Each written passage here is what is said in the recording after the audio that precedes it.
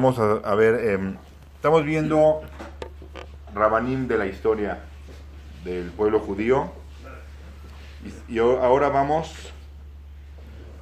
en uno que se llamaba Rab Yeruham ben Meshulam, que nació en Provenza, Italia, en 1280 y falleció en 1350. ¿Cuánto vivió? 70 años.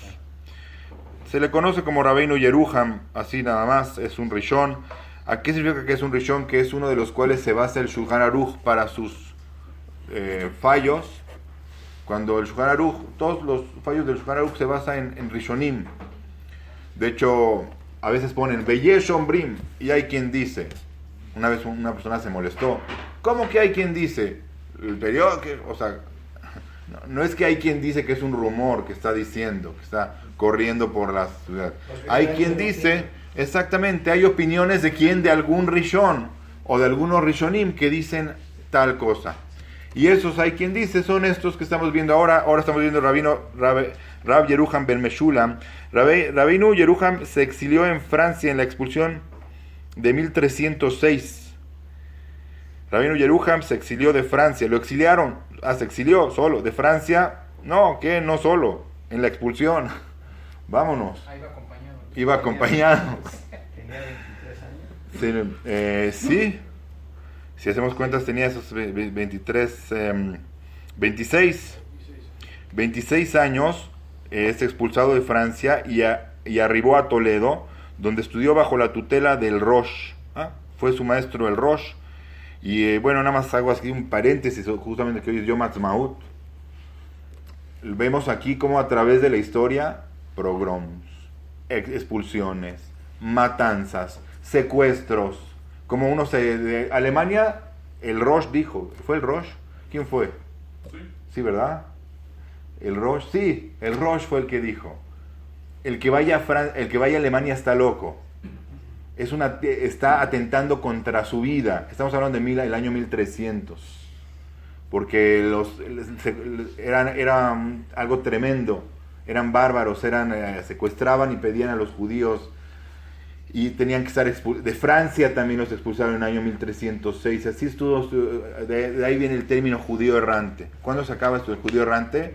En un día como hoy. Que se dice, hay un país para nosotros, no son errantes. Hay una nación, hay un hogar del pueblo de Israel. Y es lo como relaciono esto con el Yom Ha'atzmaut. Su mentor principal fue, sin embargo, Rab Abraham ben Ishmael, nunca lo había escuchado. En 1334 escribió un libro Meisharim sobre las leyes monetarias.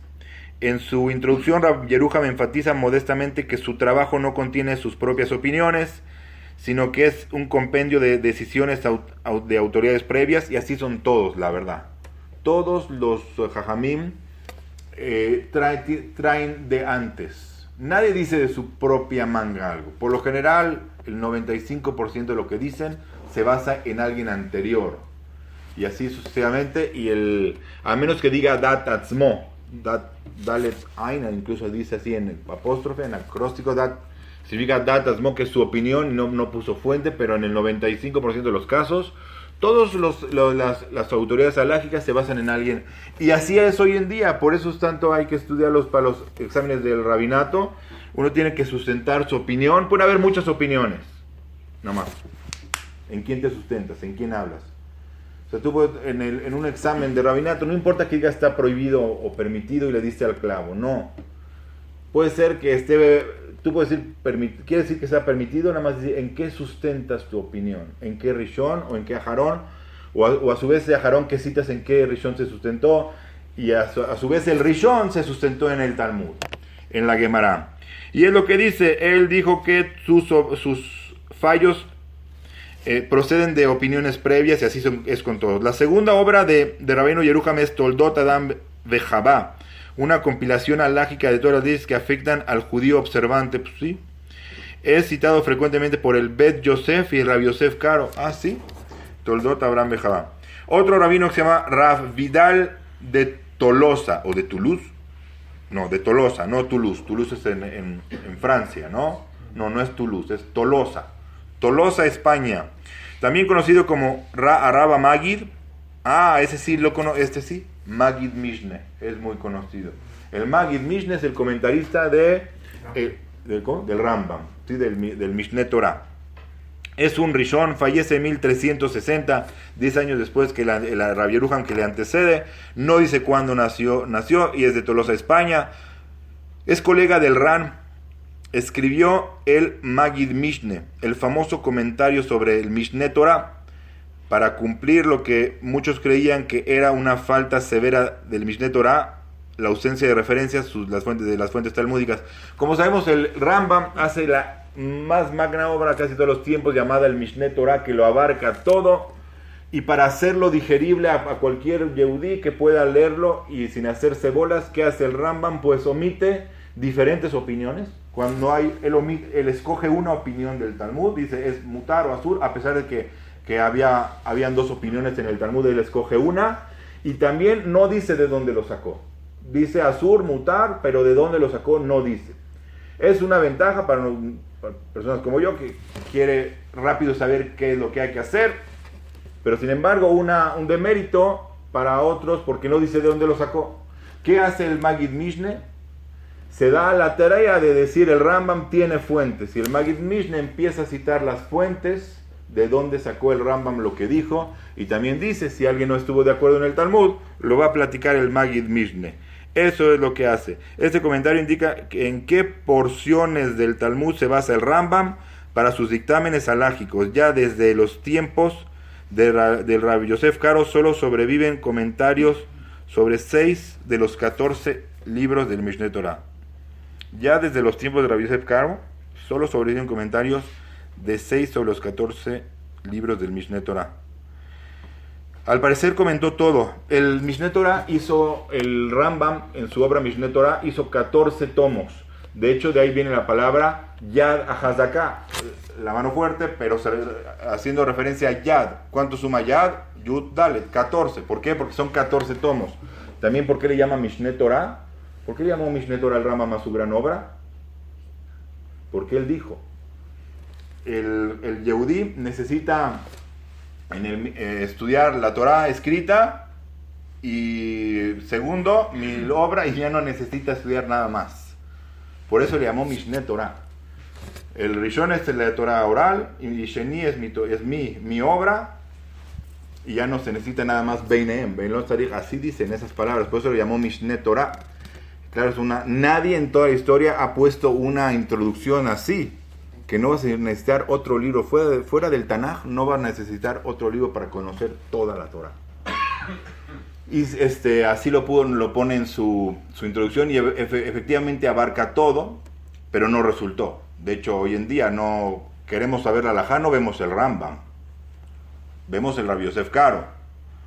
De hecho, hay muchas cosas que definitivamente no es como el Rambam, está lejos de hacerlo como el Rambam. Nada más dándoles un ejemplo, el Rambam dice, el proceso de casherización del pollo, de la carne, es primero se remoja 3 veces, primero media hora en agua, si es que hace mucho no fui, media hora en agua, sí, gracias a Dios, media hora en agua, para que la sangre se empiece a... Claro, después de Nikur, después que le sacaron arterias y venas y limpiaron y sacaron sangre a la vista, y coágulos, sí, media hora, después 1 hora en sal, y después de 3 enjuagadas, 1, 2, 3, o niputz se llama. Uno para sacarle la sal, otro para rematar la sal y otro para que ya no quede nada de sal. 3, se llama el niputz. Eso es nuestra halajá de Rabbi Yosef Karo. ¿Qué dice Rambam? Después del niputz, y gracias a Dios no es la halajá, le toca un escaldado, una hervida. O sea, parte de la casherización para el Rambam es un escaldado, hervirlo después, para que ya quede sellado de sangre. Así no es la halajá. Y así como es muy raro, o sea, no es porque el Rabbi Yosef Karo en el 80% de los casos, 70%, se va como el Rambam, Pero hay estos casos raros que no es como la halajá del Rambam. Entonces, no fue lo que dijo el Rambam. Sin embargo, fue tan grande su obra que se dedicaron a comentarlo.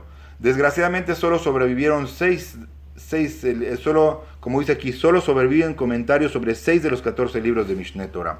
Bueno, vimos hoy a dos. A Rabbeinu Yeruham ben Meshulam y a Rav Vidal de Tolosa, mejor conocido como el Magid Mishneh.